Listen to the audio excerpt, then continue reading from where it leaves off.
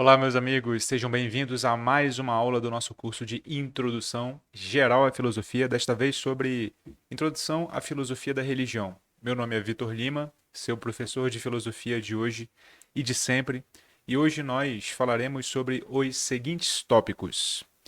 Eu quero falar basicamente sobre dois, mas em cima desses dois eu quero destrinchar outros pontos. Primeiro, problemas e conceitos fundamentais da filosofia da religião. Por que estudar Deus? Que Deus?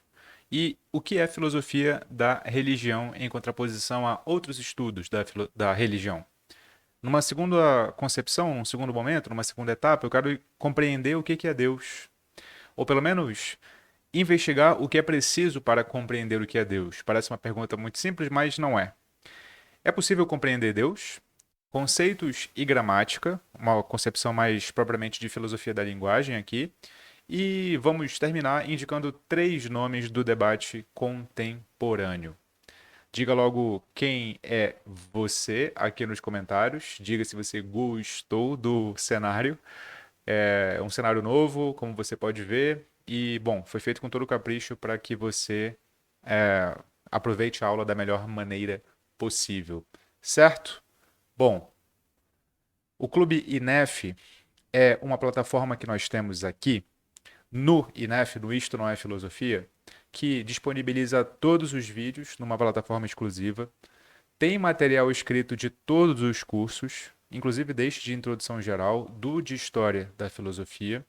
Tem um clube do livro com acesso aos encontros passados, gravados inclusive, todos eles têm material de apoio. Tem grupos exclusivos do Telegram para tirar dúvidas a qualquer momento, diretamente comigo.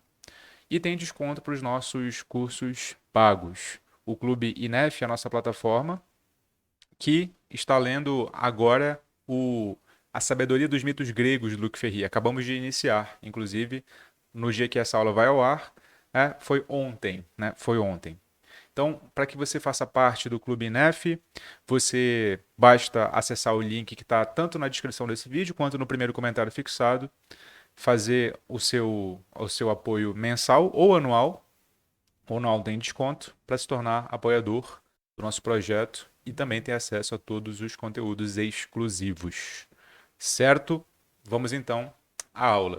O primeiro ponto da aula aqui são os problemas fundamentais e conceitos fundamentais da filosofia da religião.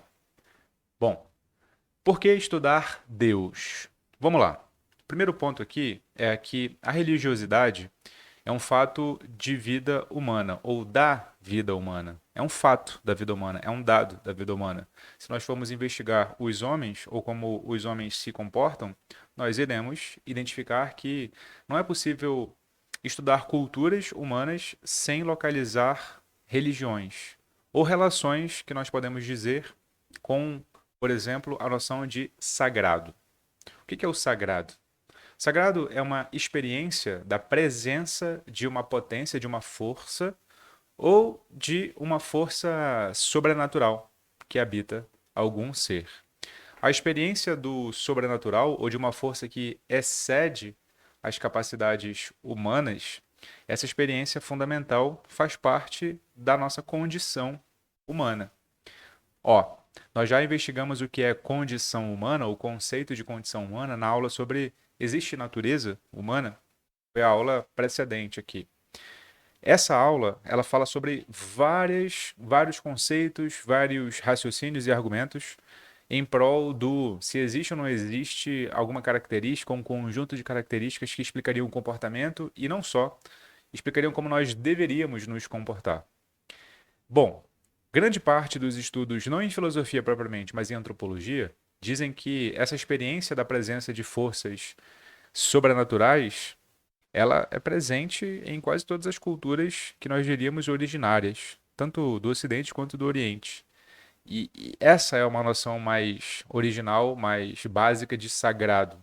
Você presencia o sagrado quando você passa pela experiência de uma força muito além da sua compreensão. A experiência do sagrado também é uma experiência simbólica da diferença entre os seres da realidade. A diferença é que existe uma força incompreensível e, portanto, existem seres que são superiores. no sentido, pelo menos, mais básico aqui da força que possui.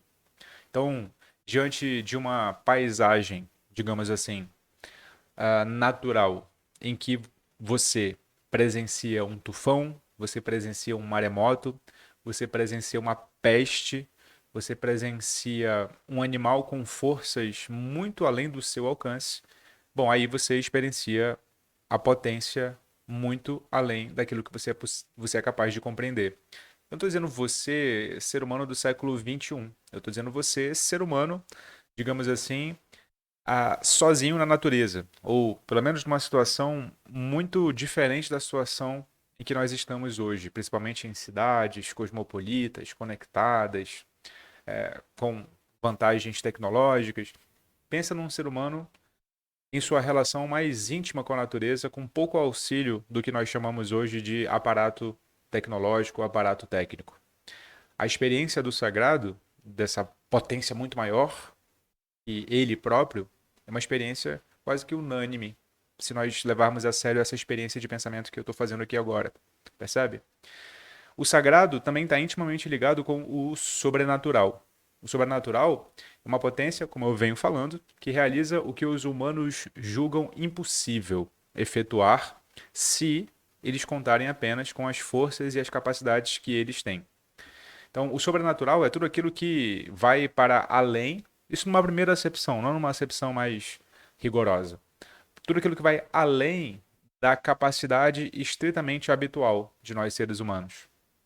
Por exemplo, eram considerados sobrenaturais em várias culturas aquela pessoa que se destacava na guerra, por exemplo, que conseguia levar consigo inúmeros inimigos, ou não consigo, mas conseguiria derrotar inúmeros inimigos de modo serial. Como é o caso dos heróis gregos, por exemplo, como um Aquiles, um Ulisses, um Diomedes, quando entravam em campo de batalha, levavam consigo muitos inimigos, né? E por isso eram considerados sobrenaturais, divinos.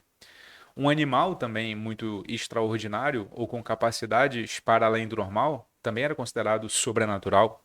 Nós podemos pegar, por exemplo, o gato no Egito, ou nós podemos pegar a vaca na Índia. Nós podemos pegar, enfim, inúmeros animais que simbolizavam forças para além do natural.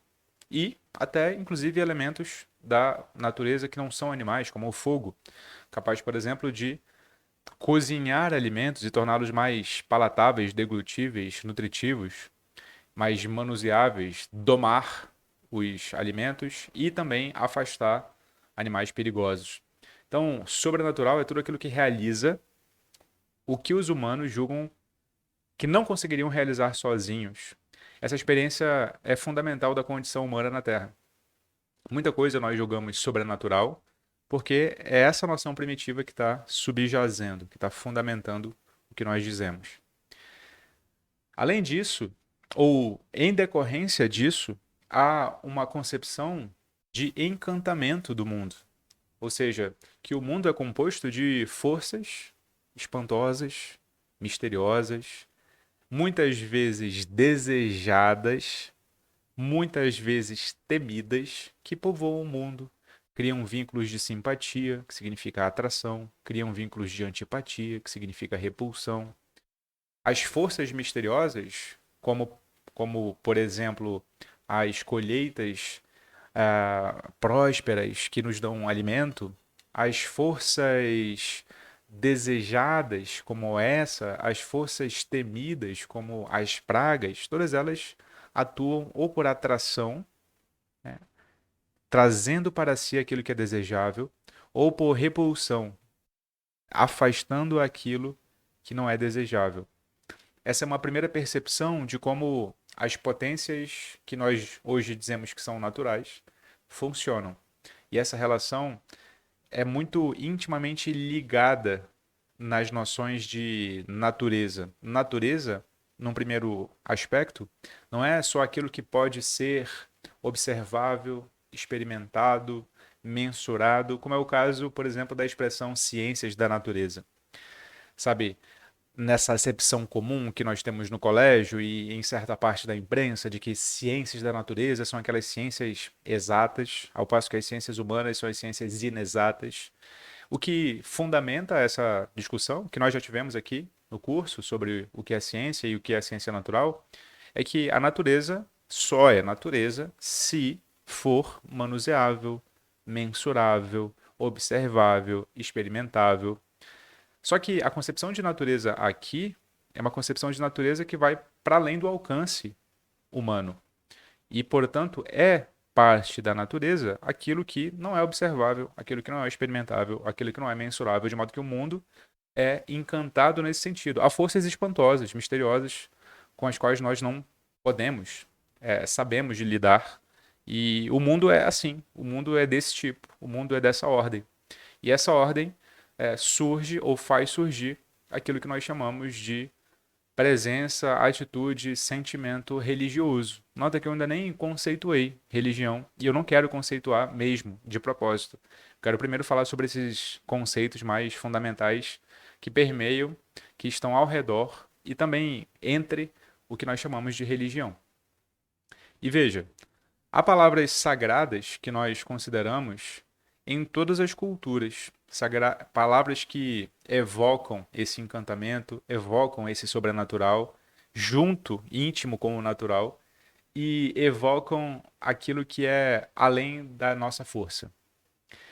E veja, já que nós estamos falando de filosofia, e a filosofia sobre a qual nós falamos é uma filosofia de filiação grega, principalmente, há uma palavra fundamental que nós utilizamos até hoje, cuja etimologia é disputada, mas alguns defendem que seja intimamente religiosa. Que palavra é essa? Eu estou falando da palavra teoria. Teoria. A palavra teoria, em grego, se escreve teorem. Teorem.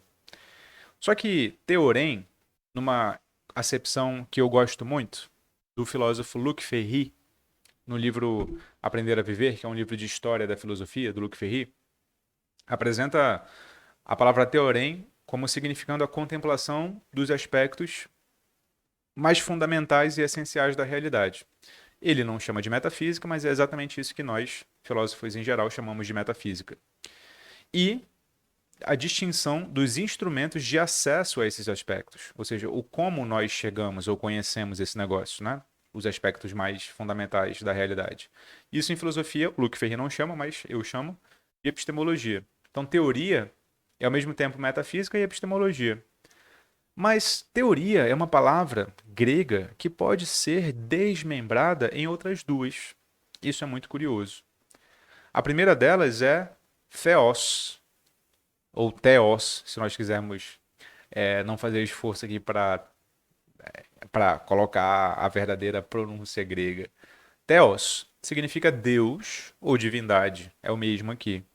E esse orem vem de oral, que quer dizer ver e contemplar. Portanto, teoria é ver e contemplar Deus, é ver e contemplar a divindade.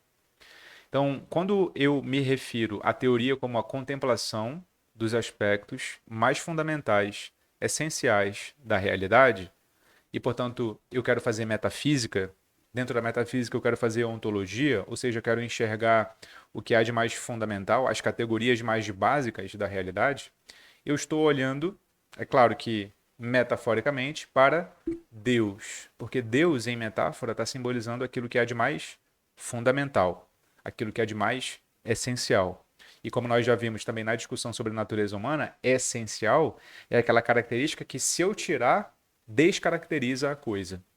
É aquela característica que, sem ela, não é concebível a coisa. Entende? Então, Deus é dessa ordem. Deus é aquilo que é de mais fundamental. E esse sentido empresta, metaforicamente, o sentido que é fundamento da filosofia, que é a palavra teoria. Se eu faço teoria, eu me esforço para contemplar aquilo que é de mais fundamental e essencial na realidade e também me esforço para saber quais são os meios que me estão disponíveis para chegar a esse aspecto mais essencial e fundamental. Então veja que uma palavra sagrada, Deus, Theos, está presente na filosofia, na origem. mas também está presente em outras culturas. Então, por exemplo, palavras sagradas em diferentes culturas. Mana, eu não vou, me perdoe, saber pronunciar exatamente, porque desconheço os idiomas aqui, mas, bom. Mana, culturas da Polinésia e da Melanésia. Orenda, culturas de populações indígenas norte-americanas. Tumpa e Aigres, culturas de populações indígenas sul-americanas. Nitu, culturas de populações indígenas africanas. Quados e Eren, cultura hebraica, ou Quados. Cada cultura tem palavras que evocam o sagrado, o sobrenatural, essa relação que nós chamamos de o chão, né, o humus da atitude religiosa ou do sentimento religioso. Então, o sentimento religioso nasce do respeito e do temor em relação a potências sagradas da realidade. O sentimento religioso, a atitude religiosa, a atitude de reverência, de temor, de respeito, de devoção, surge por meio ou através, né, tanto por meio como através, de conceitos como sagrado, sobrenatural, encantamento. E você me diz, Vitor, a relação do nossa, né, cidadãos cosmopolitas contemporâneos com o mundo já não é mais essa. Será que não é mais essa? Será que não é mais essa? Então, eu digo a você o seguinte para tentar argumentar a favor da resposta que sim, temos que estudar Deus. Por que estudar Deus? Dá uma olhada nessa tabela aqui. Né? Tamanho dos principais grupos religiosos distribuídos no mundo. Aqui é o link para esse dado vai estar aqui na descrição do vídeo, tá? Então veja. E também para quem for ver na plataforma do Clube INEF, na apostila que fica logo embaixo desse vídeo, disponível para download.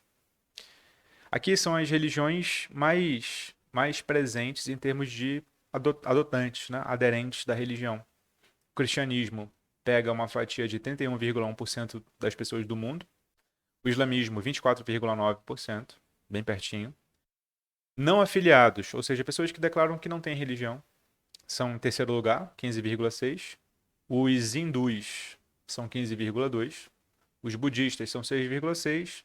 Religiões populares aqui é um rótulo injusto, porque tem muitas designações religiosas aqui, inclusive a nossa, a Umbanda, o Candomblé, a Jurema, né? São religiões típicas aqui do Brasil. Outras religiões, que não são essas religiões populares, mas são religiões tipo jainismo, enfim, mais deísmo, essas religiões mais antigas, que fazem parte da formação, inclusive, das 3 primeiras lá. E o judaísmo, veja só, 0,2% de pessoas são judias hoje no mundo. No Brasil, como é que é? No Brasil é assim. Nós somos 88,1% de cristãos, e aqui, é claro, há uma cisão no Brasil entre as designações católica e evangélicas, e nas evangélicas há inúmeras. Há os que se dizem não filiados, ou seja, não têm religião, são uma parcela pequena, mas está em segundo lugar no nosso país, 8,4%. E as religiões populares, veja, são essas religiões de matriz africana, por exemplo, de matriz indígena. E hinduísmo, budismo, islamismo, outras religiões, judaísmo, todos são bem baixo representados aqui em nosso país.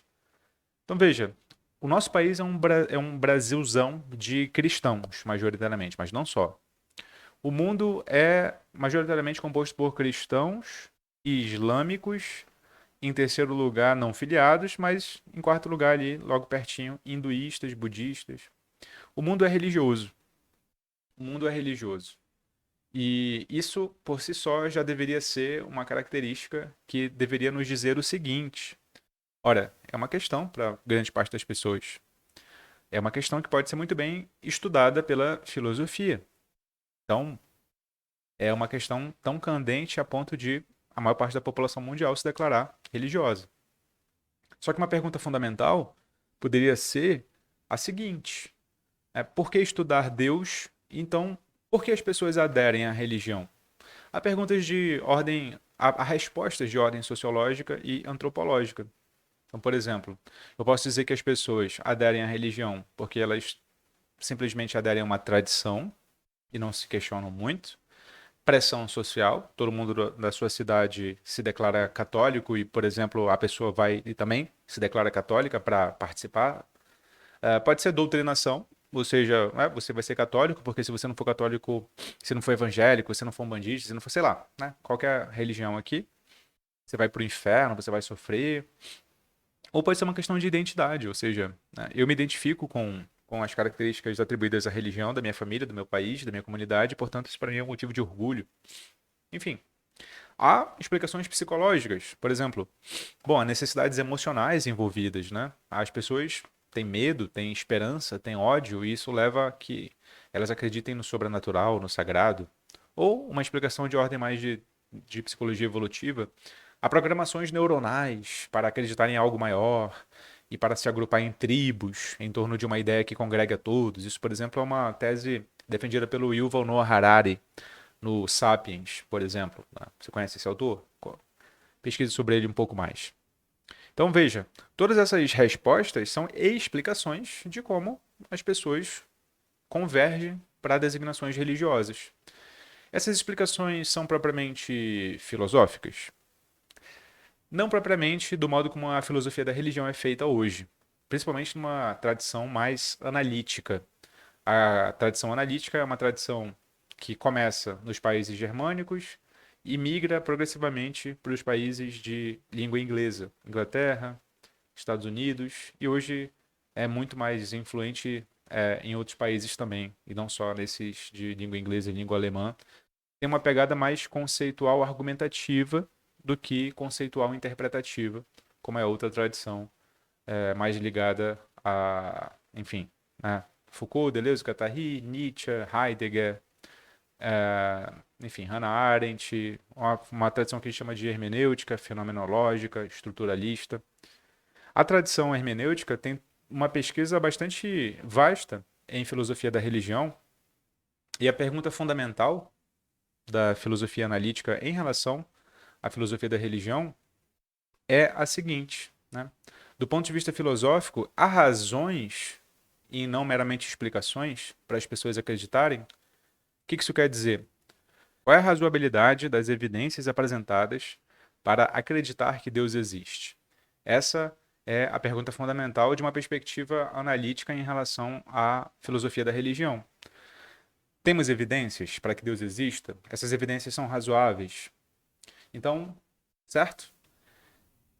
Antes de eu dizer quais que são as perguntas fundamentais da filosofia da religião dessa vertente, eu tenho que te justificar ainda que Deus, certo? Que Deus. Porque eu te mostrei as estatísticas. Existem algumas religiões ali, mas você poderia me objetar da seguinte maneira: Vitor, existe mais de um Deus ali. Que Deus você vai investigar em filosofia da religião? Isso é uma pergunta justa. Vamos respondê-la. Ó, as religiões monoteístas, que são culturalmente majoritárias, são judaísmo, cristianismo e islamismo, certo? As três convergem para uma única caracterização de Deus concebido como um ser singular, ou seja, sem outro igual, pessoal, com crenças, desejos e uma mente que tem desígnios, onipotente, que tudo pode, onisciente, que tudo conhece, e onibenevolente, né, que é a bondade suprema ou o critério de bondade e justiça supremos. Esse é o Deus culturalmente majoritário das religiões judaicas, cristãs e islâmicas, certo?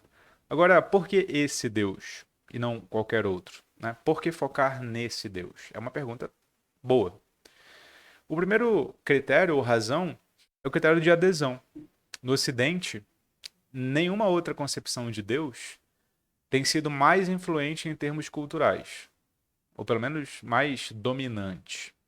Judeus, cristãos e muçulmanos chegam ao consenso de que essas características pertencem ao seu objeto de culto, ainda que discordem que profeta seguir o que livro sagrado adotar de modo predominante. A Torá, Moisés, a Bíblia, Jesus, o Corão, Maomé. Ainda que os livros e os profetas sejam diferentes, a concepção de Deus parece convergir para aquelas características que eu te falei. E eles são os mais dominantes culturalmente. Então essa seria uma razão. Outra razão seria o impacto pessoal. Como assim? Olha, se essa entidade existe, então deve haver um significativo impacto em nossas vidas. Em outras palavras, deveríamos com ela alinhar nossos comportamentos, relacionamentos privados, públicos e até mesmo nossas ações quando ninguém, exceto nós mesmos, está olhando. Por quê? Porque essa e não outras teria esse impacto profundo em nossas vidas? Olha, porque esse Deus é único. Se ele existir, todos os outros não existem. Ou pelo menos são potências muito mais fracas que ele. Então, se ele existe, é diferente de se os outros existirem, porque os outros são locais, regionais, eles não têm necessariamente influência sobre nós. Agora, se esse existir, ele necessariamente tem influência sobre nós, pelas suas características fundamentais. Então, é uma questão a se pensar. Outro elemento é o valor supremo. Como assim? Do ponto de vista valorativo, se essa entidade existe, então não há outra mais importante que ela. A pergunta que se colocaria então é esta: por que se importar com qualquer outro assunto que não esse? E olhe, há um filósofo cristão europeu, francês, chamado Blaise Pascal, ou Blaise Pascal, que tem uma obra chamada Pensamentos. Nessa obra, logo na abertura, que ele tenta justificar por que estudar o cristianismo, ele diz as seguintes palavras, e eu quero compartilhá-las com você. Dá uma olhada aqui. É indiscutível que a duração desta vida é efêmera, ou seja, é passageira, ou seja, logo acaba. Que o estado de morte, qualquer que seja a sua natureza, é eterno. Ou seja, nós não voltamos da morte à vida. A morte dura eternamente. E que, assim, todas as nossas ações e pensamentos devem percorrer caminhos bem diferentes conforme o estado dessa eternidade. Pois, ele vai justificar. Pois, porque, portanto não. Porque, visto que, dado que, é impossível fazer algo com sentido e juízo, ou seja, com orientação, né, com direção e com algum grau ali de julgamento que faz sentido, né? Que o julgamento que nos dê orientação, a não ser regulando o quê? A nossa ação, nosso comportamento, em vista desse ponto que deve ser o nosso último objetivo. Ou seja, é impossível fazer algo com sentido e juízo, a não ser regulando esse algo em vista do ponto que deve ser o nosso último objetivo. Qual é? A morte. A morte de condição eterna. Portanto, nada mais claro que isso. Né? De acordo com os princípios da razão, a conduta dos homens mostra-se completamente insensata se não seguem outro caminho. O que ele quer dizer aqui? Se você acha que, sendo a sua vida efêmera, passageira, e sendo a sua morte eterna, não se orienta conforme esse fim último, você está sendo não razoável. Essa é uma questão que deveria ser fundamental para você. O que vem depois, quando nós morremos? O que vem em seguida, se é que vem alguma coisa? Porque se vier, e se isso que vier for da ordem de um Deus naqueles moldes, então sua vida muda completamente. Então todos os seus comportamentos têm que ser direcionados para esse fim último. Veja, é relevante. Essa é uma justificativa muito dada para estudar esse Deus especificamente. É claro que você, enquanto uma pessoa brasileira, pode estudar filosofia da religião africana, filosofia da religião indígena, e dentro desse grande tronco ramificar para muitos outros? Pode, pode. Mas veja, você pode fazer isso, porém você tem que considerar os outros argumentos para que tantas pessoas prefiram o Deus único do que esses outros deuses. Não está proibido. Inclusive, eu acho que nós no Brasil teremos que dar mais ênfase para esses estudos culturais, sociais e filosóficos de religiões que fazem parte da nossa matriz cultural, tanto quanto a religião cristã. Porém, esses argumentos continuam fortes. Esse é o meu ponto. Percebe? Agora, então, o que é filosofia da religião? Nós estamos preparados aqui para nos perguntar. Para perguntar essa questão, veja o seguinte. Eu quero que você visualize que em filosofia da religião, os objetos de estudo são os problemas, conceitos e argumentos que fundamentam as crenças e práticas religiosas. Por exemplo, e é só um exemplo, tá? Não é uma lista exaustiva. Que tipo de ser seria Deus na hipótese de ele existir? Seria um ser igual a um ser humano? Seria um ser igual a uma força da natureza? Seria um ser que se confundiria com a natureza? Seria um ser que faz parte desse mundo natural ou um ser que faz parte de fora do mundo natural? O que nós chamamos de imanente, parte da natureza, ou transcendente, né, além da natureza? De que tipo de ser é Deus? Segunda pergunta. Deus é um assunto em que os atuais padrões de evidência se aplicam? Ou seja, nós podemos estudar Deus como nós estudamos qualquer objeto científico? Podemos? Deus é dessa ordem? Nós podemos provar que Deus existe? Nós podemos argumentar cientificamente pela não existência de Deus? Isso é uma pergunta. Que evidências temos ou deveríamos perseguir a respeito de Deus? Ou seja, se Deus é de um tipo diferente e não dá para ele ser investigado como nós investigamos animais, né, da natureza, ou seres da natureza, que tipo de evidências então nós teremos que coletar para argumentar a favor ou contra a sua existência? Percebe? São perguntas fundamentais da filosofia da religião. Com base nisso, nós já estamos preparados para focar nessas duas primeiras aqui como exemplo fundamental de como praticar filosofia da religião. Que tipo de ser seria Deus, na hipótese de ele existir? E Deus é um assunto em que os atuais padrões de evidência se aplicam? Então vamos para a segunda parte da aula, então, que é a compreensão de Deus. Primeira coisa aqui é se perguntar se é possível compreender Deus. Você pode falar, caso seja religioso, o seguinte: Vitor, é óbvio que é possível. Eu compreendo Deus, eu tenho uma relação íntima com Deus. Eu oro, ele responde. Tudo bem, eu não estou falando de uma perspectiva religiosa aqui, estou falando de uma perspectiva filosófica. A compreensão aqui é uma compreensão cognitiva e não uma compreensão de fé. De fé eu não duvido, porque só você pode, né, responder por você e a sua fé. O meu objetivo aqui é cognitivo.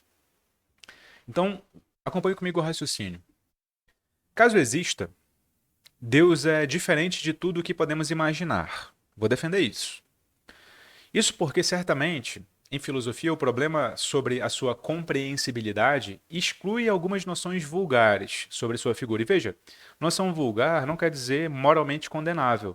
Noção vulgar quer dizer uma noção adotada amplamente. Uma noção em que a maioria das pessoas adota. É só isso. Né? Vulgar é só isso. Não é vulgar no sentido sexual da coisa, não. Tá bom? Então, que noções vulgares são adotadas e que não interessam à filosofia? Primeiro, Deus seria um ser barbudo que mora nas nuvens. Ora, essa noção não nos interessa, porque é muito fácil, simples, do ponto de vista empírico, dizer que esse tipo de ser não existe. Né? Muito fácil. Nuvens não são as nuvens que você imagina que é, nuvens são feitas de gás, né? Enfim, o raciocínio é bastante simples aqui. Não existe a possibilidade de um ser morar nas nuvens. O fato dele ser barbudo também é questionável. Por que barbudo? Bata branca. Né? Por quê? Porque é um velho e não outro. Entende? Isso é muito mais fácil de refutar do que outra coisa. Não é isso que interessa a filosofia. É disso que se trata quando nós falamos de Deus. Também um pai voluntarioso, arbitrário, miraculoso, interessado no comportamento das suas criaturas, inclusive nas menores picuinhas, como o tipo de comida que consomem, o tipo de corte de cabelo que adotam. Veja, cada tradição religiosa vai adotar uma divindade em que esses ou outros aspectos, que eu diria mais particulares, né, mais minuciosos da conduta humana, importam ou não importam. Porém, não é isso que está em jogo em filosofia. Nós, em filosofia, não nos preocupamos se você adota essa crença ou outra qualquer a respeito do seu Deus. Não é isso que está em jogo aqui. O que está em jogo aqui é outra coisa. Então veja, se você é do tipo de pessoa que gosta de filosofia, preste bem atenção aqui, e refuta pessoas que acreditam em Deus com base nesse Deus barbudo, você nem entrou no debate ainda sobre o que é discutir Deus para a filosofia. Discutir Deus para a filosofia é uma questão muito mais sofisticada do que discutir se existe um ser barbudo, se existe um ser voluntarioso. Não é disso que se trata. Não é disso que se trata também quando nós falamos de Deus, refutar este ou aquele livro sagrado. A existência ou não existência de Deus, ou o que seria Deus, é irrelevante se você adota a Torá, se você adota a Bíblia, se você adota o Corão, se você adota os Upanishads, se você adota as tradições orais de matriz africana, é irrelevante. Não é disso que se trata.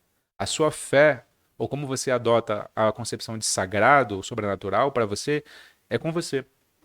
Não nos interessa para os nossos efeitos aqui. Mas agora eu tenho que te explicar então o que interessa. Qual figura de Deus então é a mais filosoficamente interessante de investigar? Então vamos lá. Primeiro, como é investigar Deus? Como é investigar Deus? Só que para responder essa pergunta, eu tenho que ir outra. Eu sei que ela parece um tanto quanto inusitada, mas vem comigo, tá? Vem comigo. Como é investigar um ornitorrinco? Não sei se você já viu um ornitorrinco. Já viu? Esse bichinho aqui, ó. Curioso. Esse é um ornitorrinco. Olha que bicho curioso. Biquinho de pato, mas ele não tem pena, ele tem pelo. Ele tem nadadeiras ali, entende? E ele é muito curioso, esse bichinho, né? Muito curioso. O ornitorrinco é um animal peçonhento, tá? Significa que ele é venenoso. De hábitos aquáticos, como você viu aí, com um bico semelhante ao de um pato e que bota ovos. Mas não é ovíparo, e sim mamífero. Que coisa estranha. Uma criatura única. É engraçado que na história do ornitorrinco, quando ele começou a ser estudado, quando ele foi apresentado à comunidade, muita gente achou que era charlatanismo, enganação. Ou seja, você claramente forjou esse animal. Um animal como esse não seria possível na natureza. E no entanto é. E no entanto é. É um bicho bastante sui generis, que quer dizer particular. É um bicho único. É um bicho único. Entende? É um bicho único. Porém, venha comigo. Como é investigar um ornitorrinco? Ora, investiga-se um ornitorrinco, que é um bicho único, como qualquer outro objeto científico empírico. Ou seja, por observação, por mensuração, por comparação. O ornitorrinco, por mais estranho que pareça, é um objeto passível de ser analisado empiricamente pela ciência. Ele é um animal. Eu consigo vê-lo, tocá-lo, ouvi-lo, cheirá-lo e degustá-lo. Embora cheirar e degustar não sejam aconselháveis, porque é um animal peçonhento, mas, né, você que sabe, você que manda na sua vida. Anota, o ornitorrinco é um bicho único, diferente. Mas ele é investigado como qualquer outro objeto empírico. Se eu te perguntasse, Deus é único? Talvez você, sem pensar muito, dissesse uma coisa que te comprometeria. Talvez você dissesse, sim, Deus é único. Deus é único, Vitor. Não há outro igual. Mas veja, acompanha comigo esse raciocínio. O atributo único é enganoso. Por quê? Nessa discussão em relação a Deus, tá? Porque unicidade é uma característica atrelada a uma coisa, certo? Uma coisa é única, outra coisa é única. Que é totalmente diferente de outra coisa. Ou seja, único é uma coisa que é totalmente diferente de outra coisa. Ora, só que ser totalmente diferente implica a noção de comparação. Eu tenho que comparar duas coisas para que eu veja que uma é única em relação à outra. Para comparar x com y, né, qualquer entidade com qualquer outra, eu preciso conhecer concomitantemente, né, ao mesmo tempo, um e outro, certo? Se eu comparo um mouse com um celular, é porque eu conheço as características de um e conheço as características de outro. Isso é uma comparação. Tudo bem? Voltando.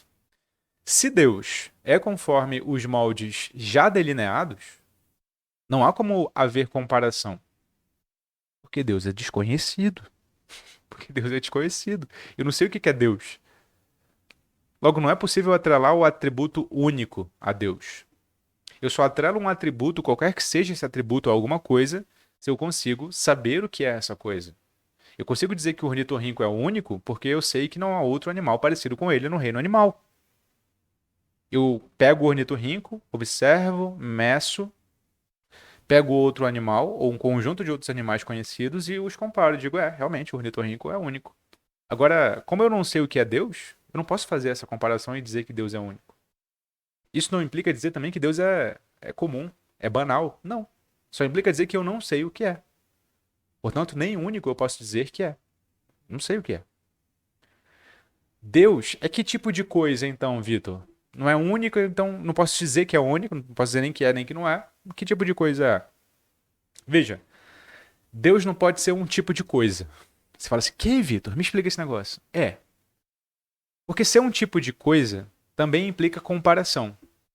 Como assim, Vitor? Não podemos dizer que Deus é pai, por exemplo, do mesmo modo que dizemos ornitorrinco é mamífero.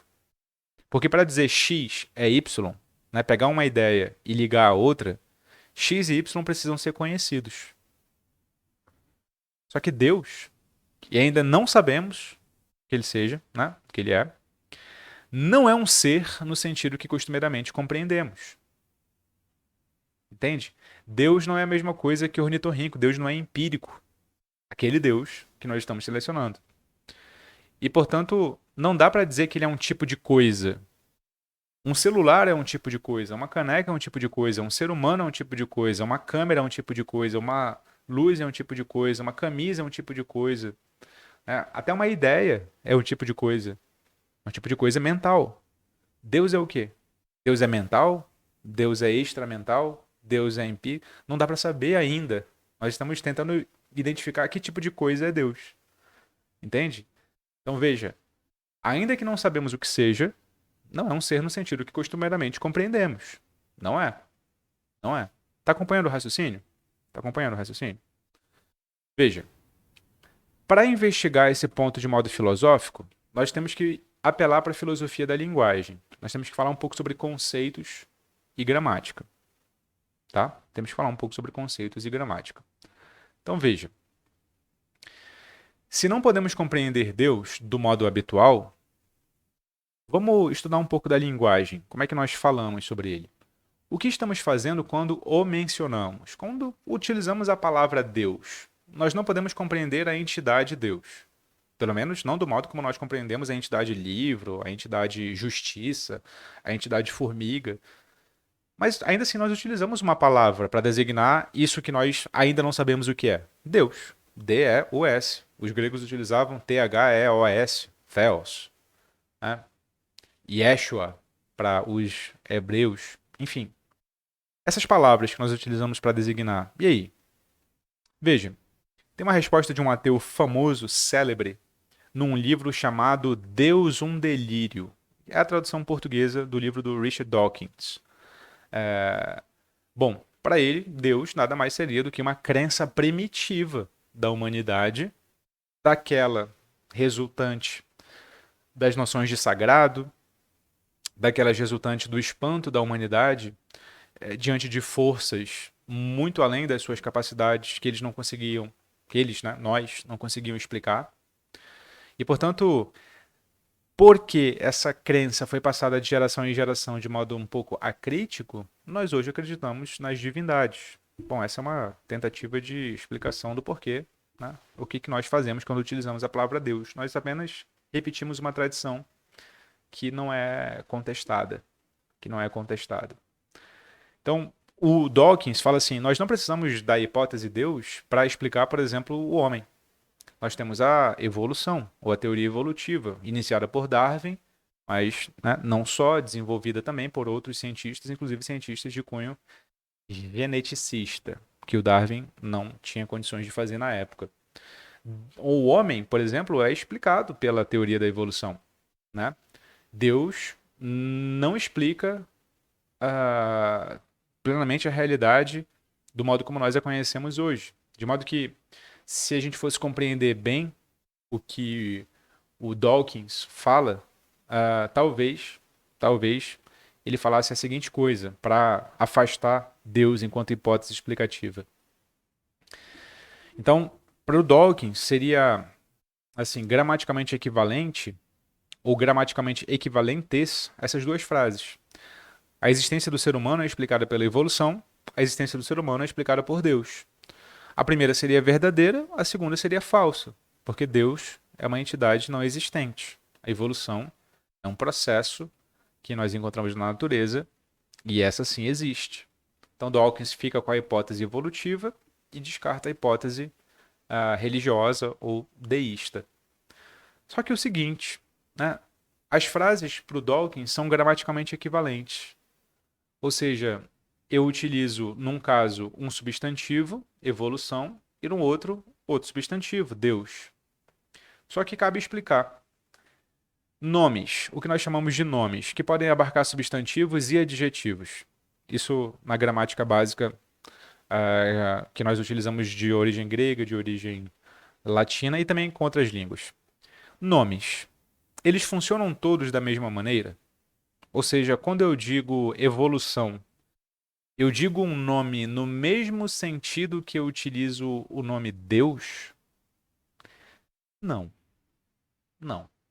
E aqui você vai presenciar uma, um exemplo pequeno de como filósofos da linguagem de orientação analítica filosofam. Há quatro tipos de nomes. Não só quatro tipos, mas pelo menos quatro tipos de nomes. E aqui nomes são adjetivos e substantivos. Então, por exemplo, existem aqueles que denotam determinado objeto. O nome Eros, por exemplo, denota o meu gatinho, um objeto da natureza. Um serzinho da natureza, um indivíduo, Eros.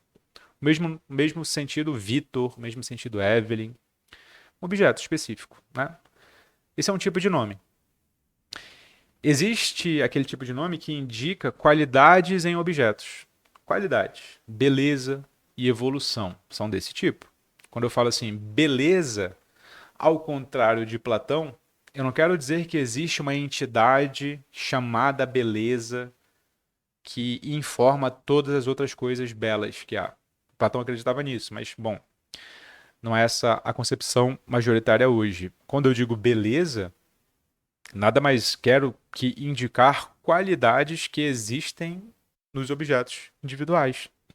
Do mesmo modo como Aristóteles dizia que era o caso.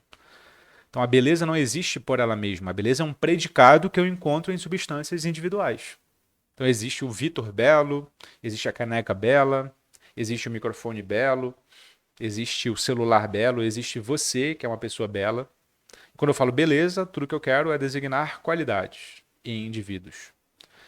Em terceiro momento, eu posso utilizar a palavra bela e a palavra evoluído. Nota, a evolução não existe, não é uma entidade, não é um objeto. A evolução nada mais é do que processos mais ou menos aleatórios de adequação das espécies ao ambiente. Sobrevive o mais apto, sobrevive o mais adequado às modificações ambientais. Evolução designa esses processos, mas eu só consigo enxergar a evolução em indivíduos. Ou na comparação entre indivíduos, na comparação, esses indivíduos podem ser animais, podem ser minerais, enfim. A evolução não é uma entidade no mundo, entende? A evolução é um processo que eu encontro em indivíduos. Eu posso utilizar a palavra bela e a palavra evoluído, que são propriamente adjetivos, aí sim, dizendo ou atribuindo diretamente, esse é um terceiro tipo de nome. Ou eu posso utilizar nomes que são ficções, Saci, Cuca, Boitatá, são todos personagens do nosso folclore brasileiro aqui, percebe? Então esse quadro aqui é o quadro em que eu posso utilizar quatro tipos de nomes. Quais deles são Deus aqui, ou se aplicam ao conceito de Deus? Quais deles se aplicam ao conceito de Deus? Vamos lá. Deus parece não se encaixar em nenhum dos quatro tipos. Vem comigo. Deus é o primeiro? É Eros. Ou seja, ele é um objeto determinado, empírico? Não. Deus não é empírico, já vimos isso. Nada empírico pode ser onisciente, onipotente, todo benevolente. Nada empírico pode ser isso. Deus não é um senhor barbudo nas nuvens, entende? Não é esse tipo de nome que é Deus. Deus indica uma qualidade nos objetos. Quando eu falo a palavra Deus, aquele Deus que nós estamos investigando. Na verdade, eu estou querendo dizer que Deus é um atributo, como a beleza é um atributo. Então, do mesmo modo que existe uma pessoa bela, existe uma pessoa divina? Não, né? O Deus postulado lá pelas religiões monoteístas não é desse tipo. Ele não é uma qualidade. Portanto, saem dois e três aqui, né? Eu posso utilizar a palavra divino, mas esse não é propriamente o Deus que eu quero investigar.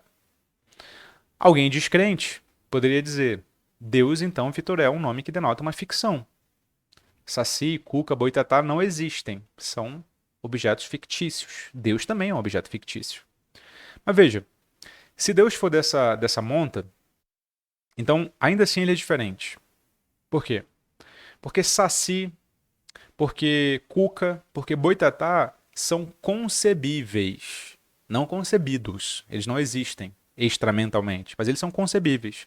O saci é um menino travesso, negro, com boina vermelha e que não tem uma perna e que anda só com uma perninha por aí. Ele é concebível. A cuca é um jacaré e uma bruxa ao mesmo tempo. Ela não existe fora da mentalidade, mas ela é concebível. O boitatá é uma serpente de fogo que anda pela floresta. Ela não existe, mas ela é concebível. Deus é o quê? Eu não consigo conceber, ou pelo menos saber se é possível conceber, porque eu não sei como começar.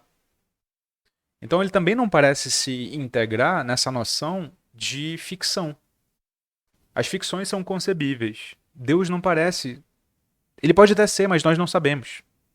Mas nós não sabemos. Não aquele Deus postulado. Entende? Então, Deus permanece sendo um profundo mistério. Alguns filósofos, é bem verdade, dizem que Deus é um onomatoide. Você já ouviu falar dessa palavra? Essa palavra é muito curiosa. E ela designa uma palavra que funciona gramaticalmente como um substantivo, mas não denota uma coisa. Ou seja, ela não tem conteúdo. Por exemplo, a palavra nada. Ela significa ausência, não uma coisa. Seja ela concreta, seja ela abstrata. Não faz sentido nenhum dizer assim, que tipo de coisa é o nada? O nada não designa uma presença, o nada designa uma ausência. Então, ainda que seja um substantivo, nada, ele não denota uma coisa, ele denota uma ausência de coisa. Talvez Deus seja um onomatoide, ele não denota nada. É claro que os judeus, os cristãos e os islâmicos vão dizer que, óbvio que Deus não é dessa monta. Óbvio que Deus é alguma coisa, sim, ainda que nós não sabemos qual seja, em termos cognitivos. Só temos relação com ele pela fé. Não é nós que chegamos até Deus, é Deus que se revela a nós, pelas escrituras, pelos profetas. Aí entra para o âmbito da fé. Mas em termos cognitivos, talvez Deus seja um onomatoide, talvez Deus não seja. Mas esse é apenas o início do debate. Esse é apenas o início do debate. E bom, já que nós estamos falando em debate, vamos para a última parte, que é o debate contemporâneo. E que eu vou te apresentar como é que o debate contemporâneo em filosofia da linguagem acontece. O debate contemporâneo em filosofia da linguagem é muito tributário do David Hume, que é um cara sobre o qual nós já fizemos aula. Vai aparecer aqui. O David Hume é um empirista. Ou seja, para ele, todo conhecimento nasce nas percepções dos sentidos. Tudo aquilo que se apresenta à mente, tudo aquilo que nós temos como conteúdo mental, chegou primeiro pelos sentidos, o que ele chama de impressões. São as percepções originárias que se apresentam com maior força e vivacidade, as nossas sensações, paixões, emoções. Depois, essas impressões dos sentidos viram o que nós chamamos de ideias, que nada mais são do que imagens enfraquecidas que a memória produz a partir das impressões. David Hume é um empirista.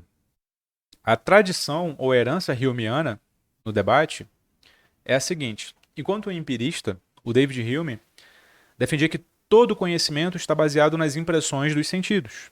Não se pode, mediante o trabalho exclusivo da mente, demonstrar algo da realidade fora da mente. inclusive Deus. As únicas formas legítimas de raciocínio, segundo o Hume, em sua formulação, seriam as que apresentam ou ligações lógicas necessárias entre as ideias, como na matemática, mas a matemática é uma linguagem lógica que não necessariamente tem reflexo fora da linguagem, na realidade. Do fato de eu lidar com círculos não significa que a natureza tenha círculos. Tem formas circulares, mas círculos perfeitos não significa que há. Ou baseadas nos fatos da experiência. Ora, mas Deus parece não se reduzir nem a uma mera linguagem lógica, nem a fatos da experiência. Portanto, não seria possível discutir sobre Deus num debate de herança humeana. Entende? Tem três grandes nomes aqui que são geralmente citados quando nós falamos de filosofia da religião de tradição analítica. O primeiro é o Richard Swinburne, que é um filósofo inglês contemporâneo, com um livro bastante famoso chamado Is There a God? Não é o livro mais famoso dele, mas é um livro de introdução, em que ele tenta argumentar por que Deus deveria ser considerado uma tese altamente provável, embora não logicamente provável, então não logicamente provado, mas altamente provável, além de ser consistente com diversas explicações científicas. Então a tentativa do Richard Swinburne é conciliar a figura de Deus com as descobertas científicas. Mas esse Deus, repito, não é o Deus das religiões, necessariamente. O Phillips, o D.Z. Phillips, é um filósofo galês contemporâneo, já falecido, num livro chamado Religion Without Explanation, ou Religião Sem Explicação, numa tradução livre, questionou se Deus existe. A pergunta é uma questão bem formada. Caso não compreendamos o que é Deus, como nós viemos aqui filosofando, tampouco compreendemos o que existe significa nesse caso, entende? Se nós não compreendemos o que é Deus, nós não compreendemos o que significa dizer que Deus existe ou que Deus não existe. Entende? Então o que a gente precisa é de uma nova perspectiva para endereçar a questão. A pergunta Deus existe ou Deus não existe talvez não faça sentido para nós. A questão tem que ser reendereçada, talvez não por modelos de evidência, tal qual nós estamos acostumados, mas por modelos de pensamento analógico. Enfim, na concepção do Phillips, o papel da filosofia seria só contemplativo, ou seja, seria considerar o significado e o uso do discurso religioso. Então, a filosofia estaria muito mais próxima à antropologia, à sociologia, do que propriamente ao discurso em volta das evidências e dos raciocínios em volta de Deus. Então, bom, a filosofia teria um papel mais voltado para o significado das crenças e dos atos religiosos, e não dos argumentos a favor ou contra a existência de Deus. Essa é a posição do Phillips. E a posição de um terceiro grande nome, que é ainda vivo, é o professor da Universidade de Notre Dame, Alvin Plantinga. Ele ainda é vivo e ele questiona a base do ceticismo humeano. Ele defende que Deus é um conceito fundamental como um primeiro princípio que justifica os demais, mas ele próprio não é justificado. Como assim? Você lembra que quando nós estudávamos lógica aristotélica, nós estudávamos que qualquer teoria parte de premissas, afirmações, proposições que não são justificadas, mas que justificam as demais. Por quê? Porque se eu justificar todas as proposições, eu vou regredir ao infinito, mas regredir ao infinito é irracional. Então eu tenho que partir de algumas que são autoevidentes, ou que são aceitas como autoevidentes. Podem ser definições, podem ser axiomas e podem ser postulados. Axiomas são autoevidentes, postulados são aceitos como autoevidentes para os efeitos da argumentação. E definições só são proposições de significado dos termos. Deus seria um primeiro princípio, ou seja, nós não teríamos por que argumentar a favor de Deus, porque Deus é do gênero do não argumentável. Nós temos que partir da sua existência como um conceito básico para a partir daí compreender a realidade. Bom, essa é uma tese do Alvin Plantinga. Eu coloquei esse livro aqui como apenas um exemplo, mas aqui não é um livro propriamente dele, é um livro em que ele é editor e que reúne vários artigos, inclusive um dele, sobre essa tese. Bom, esse é o debate contemporâneo sobre filosofia da religião, com 3 nomes aqui para você introduzir, caso isso te interesse. Certo? E agora, para resumir a nossa aula, vamos chegar aqui no nosso índice total, nós vimos na aula de hoje os problemas e conceitos fundamentais da filosofia da religião, por que estudar Deus, que Deus e o que é a filosofia da religião. Por que estudar Deus? Porque é um fato humano a religiosidade. Qual Deus? Bom, nós escolhemos um porque ele é culturalmente dominante. O que é a filosofia da religião? É se perguntar se há evidências para a crença que Deus existe. É possível compreender Deus? Bom, isso foi o que nós analisamos na segunda etapa da aula. Deus parece ser uma entidade, se ela existe, não comparável, porque eu não conheço. Eu, portanto, não posso comparar. Há dificuldades não só ontológicas, como linguísticas de falar sobre Deus. Há quem diga que Deus é incompreensível no sentido de ser um onomatoide, ou que Deus é incompreensível no sentido religioso, mas isso não impede que nós nele tenhamos fé. E o debate contemporâneo passa tanto por reconfigurar as investigações e dizer que a filosofia da religião não tem que discutir se Deus existe ou não existe, mas só o significado das atitudes religiosas, como tentar resgatar a noção de Deus como um valor básico, como é o caso do Alvin Plantinga aqui. Certo? Bom, essa é uma introdução à ideia de filosofia da religião. A aula que vem, nós falaremos sobre os principais conceitos a favor da existência de Deus e quais são as objeções levantadas. E se você gostou dessa aula, bom, talvez você goste de entrar para o nosso clube INEF, que tem todas essas aulas e o material escrito com bibliografia para que você estude de modo mais aprofundado e no seu ritmo. Tá bom? Meus amigos, era isso. Muito obrigado e até a próxima aula.